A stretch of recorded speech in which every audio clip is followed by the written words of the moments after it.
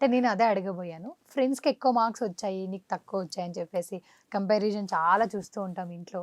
So, best friends అయినా కానీ ఒకరు టాపర్ ఉంటారు. చాలా కొంచెం అంటే పర్మనెంట్ మార్క్ వేస్తుందండి బ్రెయిన్ అవునవును. మీద వాళ్ళకి ఆ అవునవును. కంపారిజన్ హ్మ్. హ్మ్. ఎప్పుడు కూడా. హ్మ్. మీరు కంపారిజన్ చేసేటప్పుడు ఏమవుతుందంటే ఒక్కొక్కరి బ్యాక్‌గ్రౌండ్ ఒక్కొక్కలా ఉంటుంది. హ్మ్. వాడు లెర్నింగ్ బ్యాక్‌గ్రౌండ్ ఒకలాగా ఉంటుంది. వాడు స్కూల్ బ్యాక్‌గ్రౌండ్ ఒకలా ఉంటుంది.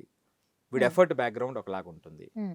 మీరు అల్టిమేట్‌గా ఈ కంపారిజన్ చేసేటప్పుడు ఏమవుతుందంటే ఇవి ఈక్వల్‌గా లేకుండా ఆ కంపారిజన్ చేసేటప్పుడు ఏమవుతుందంటే హ్మ్. ఆటోమేటిక్‌గా వాళ్ళు ఏమిటంటే అది నమ్ముతారు. అవును. అదే పర్మనెంట్ మార్క్ ఏస్తుంది మైండ్ మీద అనేటువంటిది నేను హ్మ్. బలంగా చెప్తూ ఉంటాను. హ్మ్. సో, ఇక నాలుగోది ఏమిటంటే అప్రిషియేషన్ అండి. ఓకే. ఇక్కడ 2 రకాలుంటారు. హ్మ్.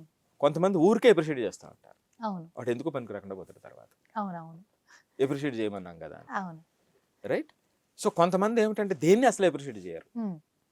కొంతమంది ఉంటారు. అప్రిషియేట్ అంటే ఫైనల్‌గా మార్క్సే అప్రిషియేట్ చేస్తారు. కరెక్ట్. ఇంకా ఆడు అంతకుముందు మారినా, మారకపోయినా ఇంక వీళ్ళకేమి ఇది లేదు. హ్మ్. నేను చాలా ఎక్కువగా జేఈఈ ప్రిపేర్ అయ్యేటువంటి పిల్లల్లో చూస్తుంటాను. హ్మ్. పాపం కొంతమంది పిల్లలండి చాలా సీరియస్‌గా ఇనీషియల్‌గా మూడో హ్మ్. నెలలోనో, నాలుగో నెలలోనో చాలా ఎక్కువ ప్రిపేర్ అవుతుంటారు. అవును. అంటే బాగా అప్పటి వరకు బాగా చదువుకొచ్చిన పిల్లలు ఉంటారు కదా! హ్మ్. మార్క్స్ తక్కువ వస్తుంటాయి. హ్మ్. ఈసారి ఎలాగైనా మన పేరెంట్స్‌కి చెప్పాలి, లేకపోతే నాకు ఈ మార్క్స్ పెరగాలని ప్రిపేర్ అవుతూ ఉంటారు. హ్మ్. ప్రిపేర్ అయిన సందర్భంలో వెంటనే మార్క్స్ రావు. అవును.